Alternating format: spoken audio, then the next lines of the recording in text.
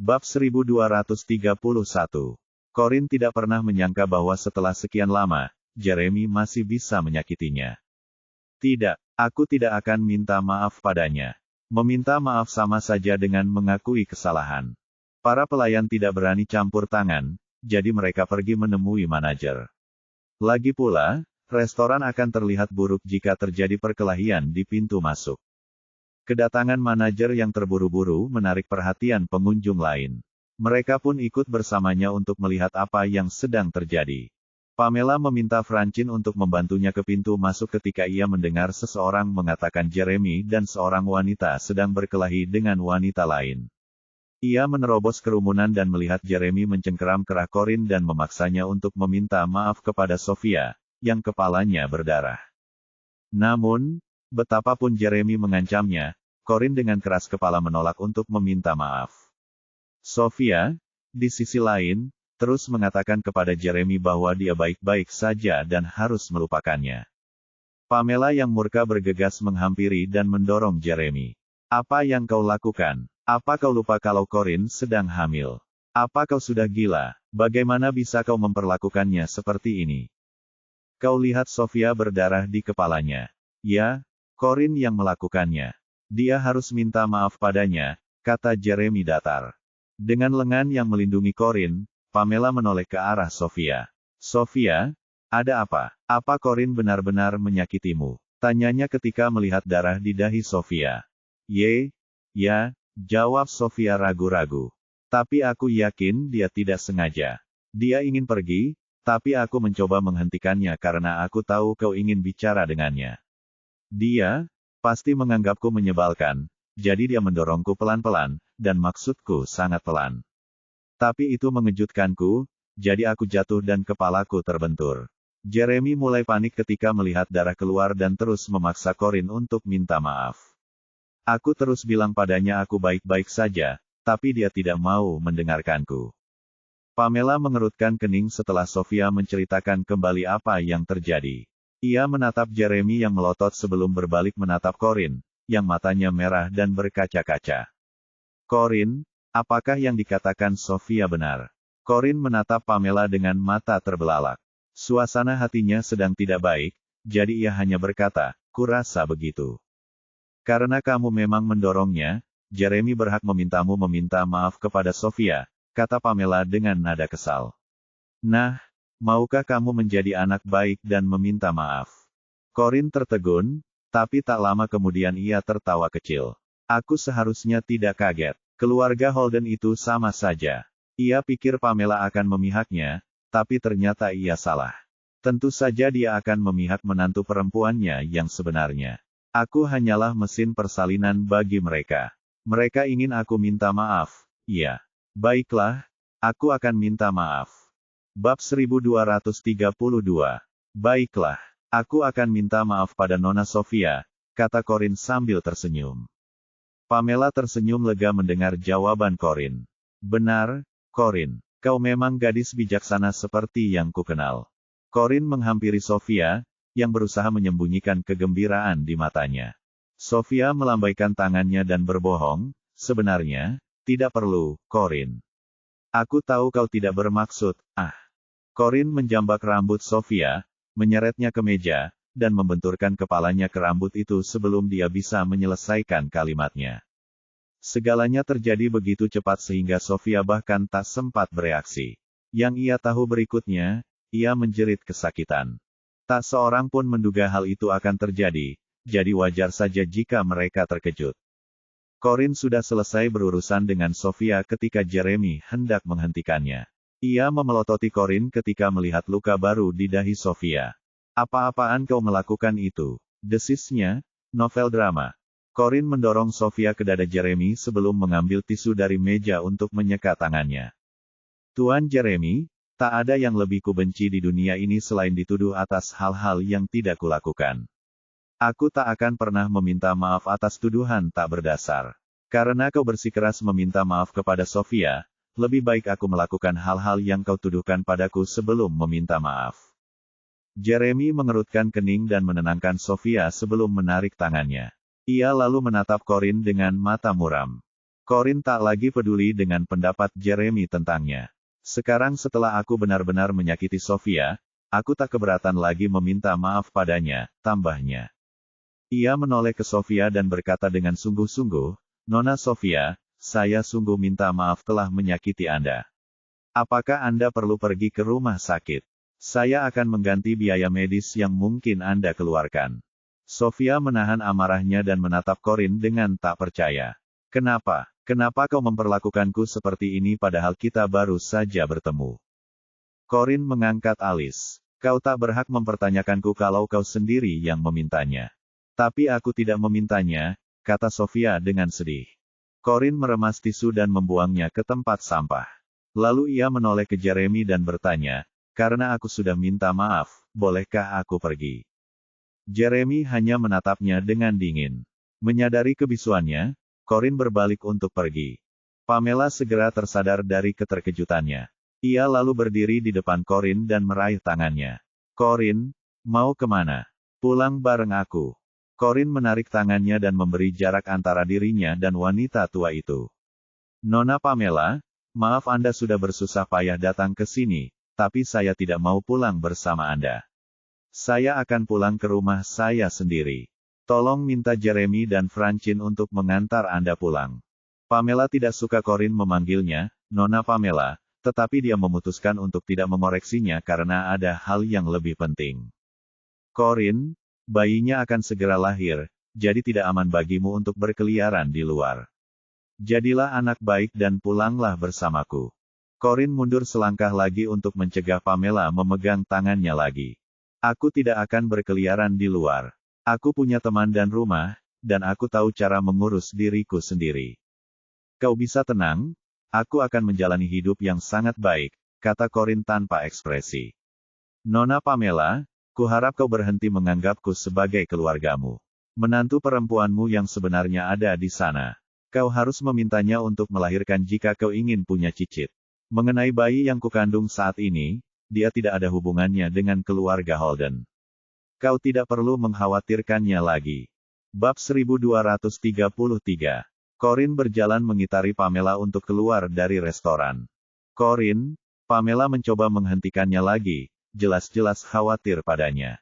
Biarkan dia pergi, kata Jeremy tanpa emosi. Terkejut, Pamela berbalik menatap Jeremy sambil mengerutkan kening. Corinne berhenti sejenak sebelum berjalan keluar restoran tanpa berbalik. Francine segera mengejarnya. Corinne, tunggu. Corinne tidak dapat berjalan cepat karena sedang hamil 8 bulan, jadi meskipun dia tidak berhenti, Francine berhasil dengan mudah mengejarnya. Francine berdiri di depannya dengan tangan terbuka lebar. Corinne, kok kamu bisa bicara begitu pada nenek? Tanyanya dengan marah. Kamu tahu betapa khawatirnya dia padamu.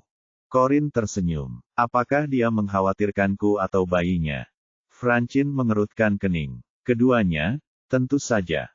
Corinne terkekeh pelan. Oh, ya ampun. Kau pikir aku baru lahir kemarin. Kenapa kau tidak kembali saja ke Nona Pamela? Dia lalu berjalan mengitari Francine, ingin pergi secepat mungkin. Tidak, Corinne, jangan pergi. Francine berjalan bersamanya. Ia tidak akan menyerah begitu saja, tetapi apapun yang dikatakannya, Corinne tetap bergeming. Akhirnya, ia meraih sikunya dan berkata, tunggu di sini. Kau kakak iparku. Corinne berhenti berjalan. Kesal, ia menatap Francine dengan dingin. Kau salah. Kakak iparmu yang asli ada di restoran bersama kakakmu.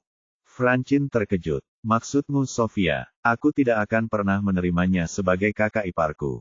Corinne, pasti ada kesalahpahaman. Tidak ada yang terjadi antara Sofia dan Jeremy. Corinne menarik sikunya. Tidak terjadi apa-apa, katamu.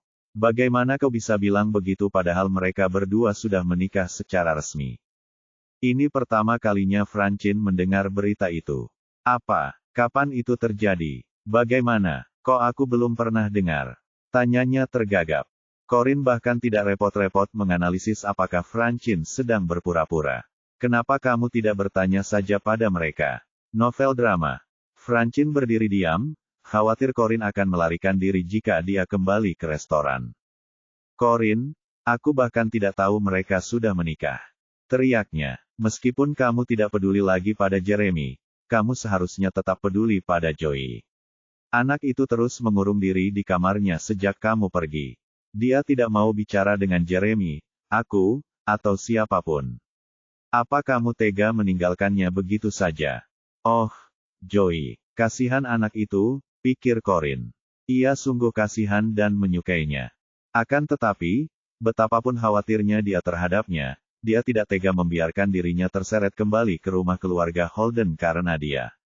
Setelah hening sejenak, Corin berkata dengan tenang, sepertinya dia mengalami masalah psikologis, tapi aku bukan psikolog, jadi aku tidak bisa membantunya. Sebaiknya kau bawa dia ke psikolog sesegera mungkin. Bab 1234. Menyadari bahwa mengajak Joey pun tak berhasil pada Corin, Francine kembali mencengkeram sikunya. Tidak, aku tak akan pernah melepaskanmu. Corin mulai tidak sabar. Lepaskan, atau aku akan memukulmu. Dia mungkin tidak dapat melakukan banyak hal karena perutnya yang besar, tetapi mengalahkan Francine, yang sebelumnya tidak pernah berkelahi, tetap mudah baginya. Kalau begitu, pukul aku. Aku tetap tidak akan pernah melepaskanmu bahkan jika kau memukuliku sampai mati. Kata Francine tanpa rasa takut. Sejujurnya, Corin tak tega memukulnya lagi. Apa kalian semua, Holden, sudah gila? Memangnya kalian pikir aku ini apa?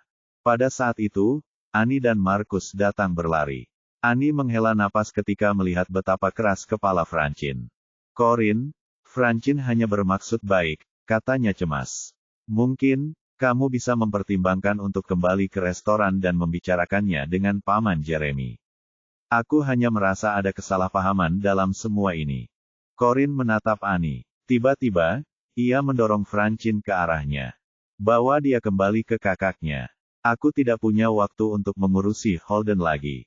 Sebuah mobil Panamera berwarna merah muda cerah terparkir di pinggir jalan, dan Corin duduk di kursi penumpang depan. Jendela mobil perlahan turun, memperlihatkan wajah Aaron yang nakal. Ia menatap Annie dan berkata, jangan khawatir. Aku akan menjaga Corin dengan sangat baik. Jantung Annie berdebar kencang saat melihatnya. Ia mengangguk canggung. Baiklah, kalau begitu, kuserahkan saja padanya. Aaron melirik Markus. Setelah berpikir sejenak, ia berkata, kau boleh ikut dengan kami kalau masih mengkhawatirkannya. Annie agak terkejut. Corin pasti menyimpan semua perasaannya sendiri. Aku mungkin bisa membujuknya kalau aku bicara dengannya. Dengan pikiran itu, Annie menoleh ke Markus dan berkata, Markus, maaf, tapi apa kamu keberatan kembali ke perusahaan sendirian? Aku akan mengantar Corin pulang bersama Tuan Aaron. Sekalipun Markus tidak rela, dia tidak berani menentang keinginan bosnya. Setelah Annie masuk ke mobil, Francine juga berlari ke mobil. Tunggu, aku mau ikut kalian. Namun, Aaron telah mengunci pintunya, jadi Francine tidak dapat membukanya, tidak peduli seberapa keras dia menariknya. Apa-apaan ini? Buka pintunya sekarang juga. Hei, kau dengar aku, teriak Francine. Aaron mengabaikan Francine. Sebaliknya, ia berbalik ke arah Markus dan berkata, Markus, apa kau keberatan menarik Nona Francine ke samping? Dia menghalangi jalanku. Markus tersadar dari lamunannya. Ya, Tuan Aaron. Nona Francine, berbahaya bagi Anda untuk berada begitu dekat dengan mobil. Mereka akan segera pergi. Lepaskan aku. Tidak, jangan. Aaron menginjak pedal gas dan melaju pergi setelah Markus menarik Francine pergi. Dalam keadaan marah, Francine menendang ke arah mobil itu melaju, yang menyebabkan sepatunya melayang ke udara. Di dalam mobil, Corin bersandar di kursi dan menutup matanya untuk beristirahat. Annie menjulurkan kepalanya dari kursi belakang. Corin, Paman Jeremy. Kalau kau sebut-sebut nama itu sekali lagi, aku akan melemparmu keluar dari mobil, kata Corin tanpa emosi, matanya masih terpejam. Annie tak pernah melihat Corin seperti ini. Ia begitu ketakutan hingga tak berani bernapas. Melihat ekspresi ketakutan Annie dari kaca spion, Aaron tidak bisa menahan senyum. Bab 1235. Tak lama kemudian, mereka tiba di apartemen yang ditempati Corin bersama Sante dan Aaron. Begitu memasuki unit, Corin langsung meringkuk di sofa. Setelah setengah tahun tidak bertemu dengannya, kucing peliharaannya begitu gembira hingga tak henti-hentinya menggesek-gesekkan tubuhnya pada Corin. Aaron pergi ke dapur terbuka untuk mengambilkan secangkir susu hangat. "Ini, bos," katanya sambil meletakkan susu itu di atas meja. "Terima kasih," kata Corin, tetapi ia tidak menyentuhnya. Ia tetap duduk dengan Mimi meringkuk di pangkuannya, tenggelam dalam pikirannya. Ini pertama kalinya Annie berada di apartemen itu. Ia mulai melihat sekeliling, dan ketika melihat Corin sedang mengelus kucing, ia berkata dengan cemas, "Corin, kurasa tidak aman berada di dekat hewan saat kamu hamil." Corin melirik Annie. "Siapa kau yang bisa mengaturku?" Annie terdiam. Corin belum pernah bicara seperti itu padanya sebelumnya. Dia pasti marah padaku karena aku masih kerabat paman Jeremy, pikirnya. Aaron mencuci beberapa buah dan meletakkannya di meja sebelum tersenyum dan berkata kepada Annie, "Jangan khawatir. Kucing itu rutin diberi obat cacing di dokter hewan, jadi aman." "Oh, oke," kata Annie sambil mengangguk. Dia datang untuk membujuk Corin agar pulang, tetapi dia mendapati dirinya tidak berani menyebut nama Jeremy setelah pengingat keras Corin. Aaron menyalakan musik yang menenangkan di televisi sebelum menyelimuti Corin. Setelah itu, dia menunjuk Annie dengan alisnya dan berbisik, "Mari kita beri dia waktu tenang. Ayo ikut saya." Annie mengangguk dan mengikuti Aaron ke tempat yang ditunjuknya. Namun, ia tidak menyangka Aaron akan membawanya ke kamar tidurnya. Ia pikir ruangan itu akan menjadi ruang belajar, ruang olahraga, atau apapun. Ketika dia melihat tempat tidur di kamar itu, kesadaran segera muncul di benaknya. Dia merasa sedikit tersesat, tidak tahu apakah harus berdiri atau duduk. Aaron memberinya sebotol kok. "Kamu boleh duduk dimanapun kamu suka." Annie berdiri dengan canggung setelah menerima botol itu. Satu-satunya tempat duduk di kamar itu hanyalah tempat tidur dan kursi beanbak. Annie merasa tidak pantas untuk duduk di keduanya. Aaron membuka birnya dan bersandar di rak. "Apa, kau takut aku akan memakanmu?" tanyanya sambil menyeringai. Annie tidak senang dengan sindiran itu. Ia berdiri sedikit lebih tegak dan berkata dengan marah, "Tidak. Aku hanya tidak punya tempat duduk." "Tuan Aaron, tidakkah menurutmu tidak pantas membawaku ke kamarmu? Kurasa kita harus pergi ke ruangan lain." Aaron mengangkat bahu. "Tidak ada yang tidak pantas tentang itu karena aku tidak akan melakukan apapun padamu." Annie mulai tersipu. "Aku tidak bermaksud kau akan melakukan apapun padaku. Aku hanya merasa tidak pantas bagiku berada di kamarmu." Aaron menengadah untuk meneguk birnya sebelum berjalan menghampirinya. Lalu ia membungkuk dan tersenyum padanya. "Tidak akan aneh kalau tidak ada yang tahu kau di sini." Annie mundur selangkah. "Siapa bilang nggak akan ada yang tahu? Apa kamu lupa kalau Corin ada di luar? Yah, dia salah satu dari kita. Dia tidak akan memberi tahu." "Enggak, itu juga nggak bisa. Aku punya pacar. Dia pasti marah kalau tahu aku di kamar pria lain. Aku mau keluar sekarang." Annie benci bagaimana jantungnya pasti akan berdebar kencang setiap kali dia bersama Aaron. Bab 1236. Annie tidak ingin Aaron mengetahui apa yang dipikirkannya, jadi dia mencoba melarikan diri dengan cepat. Akan tetapi, dia hanya berhasil membuka pintu sedikit sebelum dia menutup pintu lagi dari belakangnya, menyebabkan dia hampir melompat ketakutan. Tak berani menoleh ke belakang, dia mengerutkan kening dan bertanya, Tuan Aaron, apa yang sedang Anda lakukan?" Napas Aaron tercium panas dan berbau seperti bir dari belakangnya. "Tidak ada apa-apa." Jantung Annie berdebar kencang sekali sampai-sampai ia yakin pria itu bisa mendengarnya. "Kalau begitu, tolong keluarkan aku. Aku harus ke toilet." "Ada toilet di sebelah kirimu," kata Aaron sambil menyeringai. Annie menoleh ke kiri dan melihat memang ada kamar mandi. Namun, tidak pantas baginya untuk menggunakan kamar mandinya. Lagi pula, ia hanya menggunakannya sebagai alasan untuk keluar dari kamar. "Tuan Aaron, saya tidak suka menggunakan toilet pria lain. Tolong biarkan saya keluar." Namun, Aaron punya pikiran lain. "Jangan khawatir. Kamar mandiku sangat bersih. Aku punya petugas kebersihan yang datang setiap hari untuk membersihkan seluruh rumah." Annie terdiam. Ia tak punya pilihan selain pergi ke kamar mandi untuk menjauh darinya. Setelah mengunci pintu kamar mandi, ia bercermin dan menyadari betapa merahnya wajahnya. Hal ini justru membuatnya semakin tersipu. Untung saja punggungku menghadapnya, kalau tidak, dia akan menertawakanku lagi kalau melihatku tersipu seperti ini, pikir Annie. Ia menyesal datang ke apartemen itu. Meskipun ia telah mempersiapkan diri untuk hidup bahagia selamanya bersama Markus, ia tak bisa membohongi diri sendiri bahwa ia belum melupakan Aaron.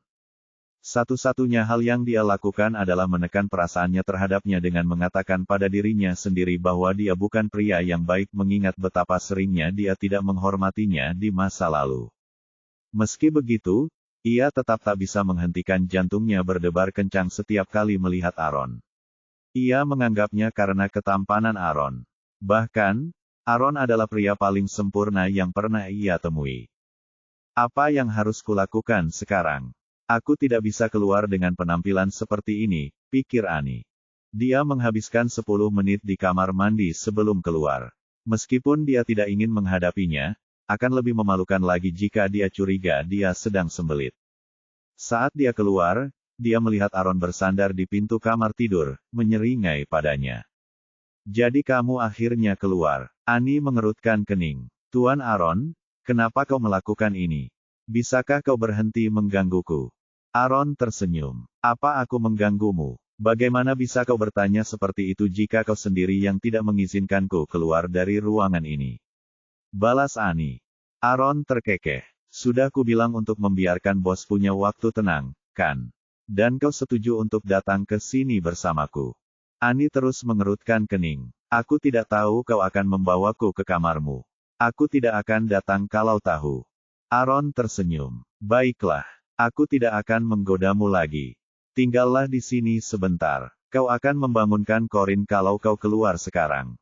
Dia mungkin akan mengusirmu kalau kau membuatnya marah. Annie sedikit tenang ketika melihat keseriusan Aaron. Apakah dia punya sifat pemarah setelah hamil? Bab 1237. Enggak, dia selalu kayak gini. Biasanya dia kalem banget, tapi begitu dia mulai marah. Wah, sayang, kamu pasti nggak mau dekat-dekat sama dia kalau lagi marah. Maksudku, itu sebabnya aku juga sembunyi di sini sama kamu, kata Aaron. Oh, baiklah. Annie tak bisa menahan rasa khawatirnya pada Corin. Aaron meletakkan tangannya di bahu Annie, membimbingnya ke tempat tidur, dan menekannya agar duduk. Aku tidak punya rencana tersembunyi untuk membawamu ke kamarku. Hanya saja aku hanya punya sepertiga kepemilikan apartemen ini. Sisa kamarnya adalah wilayah santai atau bos, jadi aku tidak bisa membawamu ke sana tanpa izin mereka. Kalau tidak, mereka pasti menghajarku, jelas Aaron.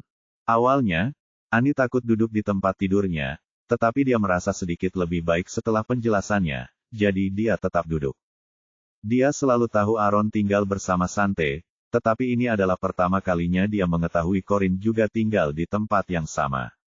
Umumnya, wanita membutuhkan lebih banyak ruang daripada pria karena mereka perlu menyimpan pakaian, aksesori, riasan, dan banyak barang lainnya. Pria biasanya dapat memasukkan semua barang yang dibutuhkannya ke dalam satu kamar tidur. Sebagai seorang wanita, Annie merasa dapat dimengerti jika Sante dan Corin tidak ingin orang lain masuk ke kamar mereka tanpa izin. Aaron membantu Annie membuka botol koknya sebelum mengembalikannya. Santai saja, aku tidak akan melakukan apapun padamu. Annie perlahan-lahan merasa lebih tenang. Ia tidak terlalu khawatir Aaron akan melakukan apapun padanya, ia hanya tidak ingin mempermalukan dirinya sendiri di hadapan Aaron. Karena tidak tahu harus berkata apa, dia pun menghabiskan minumannya. Aaron duduk agak jauh darinya dan minum birnya. Kenapa kau mengikuti kami ke sini kalau kau tidak ingin melihatku? Annie membiarkan rasa minumannya sedikit menggelinding di mulutnya sebelum menjawab, aku ingin Corin tetap menjadi bibiku. Aku datang untuk membujuknya agar tinggal bersama Paman Jeremy, novel drama. Aaron tersenyum. Kamu benar-benar menyukainya, iya. Annie menatapnya serius. Tentu saja, kau juga begitu, kan? Maksudku, dia orang paling baik yang pernah kutemui. Senyum Aaron semakin lebar. Tentu saja, aku juga menyukainya. Tapi dia bukan bibimu lagi. Kenapa tidak? Tanya Annie frustrasi. Apa dia sudah tidak mencintai Paman Jeremy lagi? Padahal mereka tampak begitu bahagia. Aaron mengangkat bahu. Sebahagia apapun mereka bersama, mereka hanyalah sesuatu yang tidak bisa dimaafkan oleh salah satu pasangan. Aku paling mengenalnya, jadi percayalah saat kukatakan mereka tidak akan pernah kembali bersama. Annie tidak mengerti apa maksudnya. Apa yang kau bicarakan? Apa yang Paman Jeremy lakukan sampai-sampai Corin menolak untuk kembali padanya? Aaron merasa tidak pantas menceritakan hal-hal tentang Corin kepada wanita itu, jadi dia tersenyum dan mencoba mengalihkan topik. Pokoknya, dia tidak akan pergi ke bibimu lagi. Kalau kamu mau bertemu dengannya, kamu bisa jadi pacarku. Kamu bisa bertemu dengannya setiap hari. Tentu saja, kamu harus memanggilnya seperti panggilanku, yaitu, Bos. Annie menatapnya kaget, lalu tersipu. Tuan Aaron, kuharap kau berhenti bercanda seperti ini. Kalau tidak, aku. Apa yang mau kau lakukan? Tampar aku lagi, kata Aaron sambil mengejek. Kau tahu kau satu-satunya orang yang berani menamparku. Semua orang tahu bos akan memenggal kepala siapapun yang berani memukulku. Annie makin tersipu. Kenapa kamu panggil dia, bos sih? Bagaimana kalian berdua bisa bertemu? Apakah kamu benar-benar ingin tahu? Ya, aku mau. Katakan padaku. Kalau begitu, jadilah pacarku dulu. Kita tidak menceritakan kisah kita kepada orang luar. Bagaimana menurutmu? Bab 1238. Tuan Aaron, tolong berhenti bercanda seperti ini. Annie kesal pada Aaron karena tidak menanggapi sesuatu dengan serius. Aaron berhenti tersenyum dan menatap matanya dalam-dalam. Aku tidak bercanda, aku serius. Annie bisa mendengar jantungnya berdebar kencang. Ia tak percaya, malahan, ia merasa seolah-olah pria itu mempermainkan perasaannya. Kalaupun kau serius, sudah terlambat karena aku sudah punya pacar. Aaron memberikan ponselnya padanya. Itu bisa diurus dengan mudah. Kamu tinggal telepon dia dan putus saja. Annie terkejut. Ia langsung bangkit dari tempat tidur dan menggeram, beginikah caramu memandang hubungan? Bisa-bisanya kau putus begitu saja dengan seseorang. Kau mungkin tidak menghormati Markus, tapi aku menghormatinya. Dia sangat baik padaku, jadi aku tidak akan pernah putus dengannya. Apakah kamu menyukainya? Tanya Aaron sambil menyeringai. Mata Annie berbinar. Tentu saja. Maksudku, kenapa aku harus setuju bersamanya kalau aku tidak mau? Aaron tersenyum. Tidak, kamu tidak menyukainya. Rasanya Aaron sudah tahu apa yang sebenarnya terjadi. Dia mengerutkan kening dan berkata, kamu tidak bicara mewakiliku. Siapa yang kusuka, kalau bukan pacarku sendiri? Novel drama. Aaron berdiri dan mencondongkan tubuhnya ke arahnya. Kamu, menyukai, aku. Mata Annie melirik ke jendela dengan cemas. Aku, baiklah. Memang benar, kaulah pria yang kusuka. Tapi apa gunanya? Kau sama sekali tidak menyukaiku, jadi kau tidak bisa berharap aku terus merindukanmu, kan? Apa salahnya ingin melupakan pria lain yang memperlakukanku dengan baik? Tidak, kau tidak bisa melakukan itu. Aaron meletakkan kedua tangannya di atas lemari, praktis menjebak Annie di antara kedua lengannya sehingga Annie tidak punya pilihan selain menatapnya. Kenapa tidak? Siapa kau yang bisa mengaturku? Aku tidak bekerja untukmu lagi. Aaron mencondongkan tubuh lebih dekat padanya. Karena aku sadar aku sebenarnya cukup menyukaimu. Kenapa kau mau bersama pria lain kalau kita bisa bersama? Annie tertegun. Ia pikir ia salah dengar. Apa dia baru saja bilang suka padaku? Apa ini? Sebuah pengakuan. Tidak, Annie, bangun. Dia itu suka menggoda, ingat. Dia akan meniduri apapun yang bergerak. Dengan pikiran itu, Annie menatap matanya dengan berani dan berkata, Tuan Aaron, sayangnya aku tidak bisa menerimamu menjadi pacarmu. Tidak ada jaminan kau tidak akan selingkuh. Aaron tersenyum, setengah memejamkan mata, dan berbisik menggoda di telinganya, kau harus tahu, kaulah gadis pertama yang pernah kuungkapkan perasaanku. Kau yakin akan menolakku? Cuma orang bodoh yang percaya. Ia teringat semua perempuan yang keluar dari kantornya dengan pakaian dan rambut berantakan. Ia tak akan pernah percaya. Annie menggelengkan kepala untuk menenangkan pikirannya. Tuan Aaron, apa kau bicara semua ini karena kau tak tahan melihatku bersama orang lain? Jadi kau ingin melihat apakah kau bisa membuatku kembali untuk membuktikan kau masih tetap menawan seperti dulu. Kalau begitu, kusarankan kau lepaskan aku. Aku bukan tipe gadis yang bisa jatuh cinta begitu saja hanya untuk akhirnya dicampakkan. Aaron tahu dirinya sendiri telah melakukan banyak hal yang menyakitkan di masa lalu. Ia membenamkan kepalanya di bahu wanita itu dan berkata dengan genit, "Aku serius." Jantung Annie mulai berdebar kencang. Apa yang dia coba lakukan di sini? Meskipun ia sudah berjanji pada dirinya sendiri untuk tidak menyerah, ia tetap tak mampu menahan diri. Sial, kurasa aku tak sanggup lagi. Tuan Aaron, aku. Jangan bilang apa-apa sebelum kau dengar apa yang ingin kukatakan, kata Aaron parau. Ia terus memeluknya erat-erat.